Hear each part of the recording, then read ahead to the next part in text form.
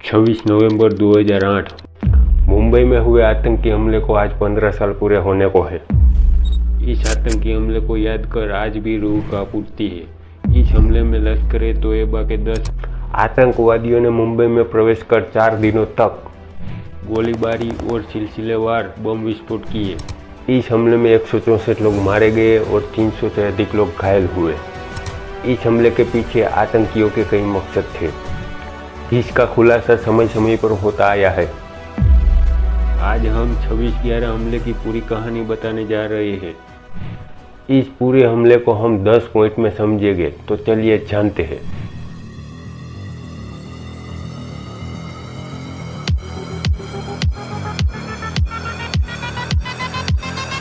29 नवंबर साल 2008 को मुंबई में हुए 26/11 के आतंकी हमले का ऑपरेशन समाप्त हुआ।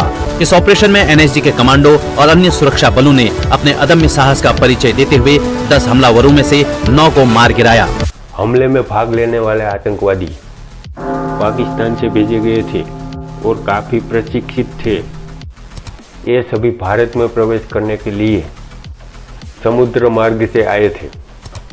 इनका मुख्य मकसद था आतंक फैलाना और कुछ प्रमुख आतंकवादियों को कंधार अपहरण मामले में छुड़वाना था।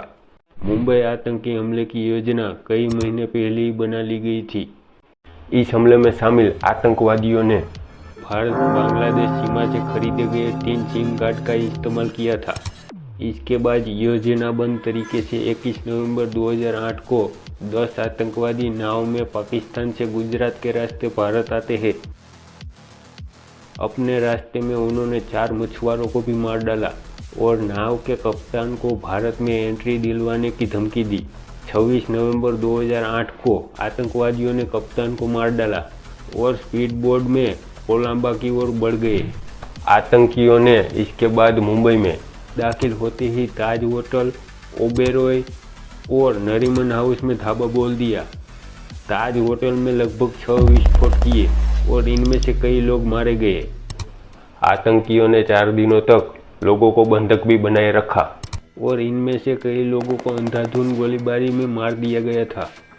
मुंबई में अलग अलग जगहों पर किए गए इस आतंकी हमले में लगभग 164 लोग मारे गए और 300 से अधिक लोग घायल हुए। इस हमले में सभी आतंकवादी मारे गए, लेकिन मोहम्मद अजमल आमिर कसाब जिंदा पकड़ा गया, जिसे यरवदा जेल में 21 नवंबर 2012 को फांसी दी गई थी। एकमात्र जिंदा पकड़े गए आतंकवादी अजमल कसाब के खिलाफ कई अधिनियमों के तहत मामला दर्ज किया गया था। इस हमले में सेवानिवृत्त फौजी तुकाराम ओमले और मुंबई पुलिस के सहायक सब इंस्पेक्टर एकमात्र जीवित आतंकवादी अजमल कसाब को पकड़ने के लिए अपनी जान दे दी थी। तुकाराम को कर्तव्य के पालन में असाधारण बहादुरी और वीरता के लिए अशोक चक्र से सम्मानित किया गया था। जमात उद दावा का सरगना हाफिज सईद 26/11 के मुंबई हमलों का मास्टरमाइंड था, जिसे आज तक पाकिस्तान बचाता आया है। इस हमले में आतंकियों को मार गिराने में मरीन कमांडो ने भी अहम भूमिका निभाई थी और कमांडो सुनील यादव को बचाते हुए एनएसजी के मेजर संदीप उन्नीकृष्णन शहीद हो गए थे, जिन्हें ताज में रेस्क्यू ऑपरेशन के दौरान पैर में गोली लगी थी। 29 नवंबर की सुबह तक 9 हमलावरों का सफाया हो चुका था और स्थिति पूरी तरह से नियंत्रण में आ चुकी थी, लेकिन तब तक 164 लोगों की जान जा चुकी थी।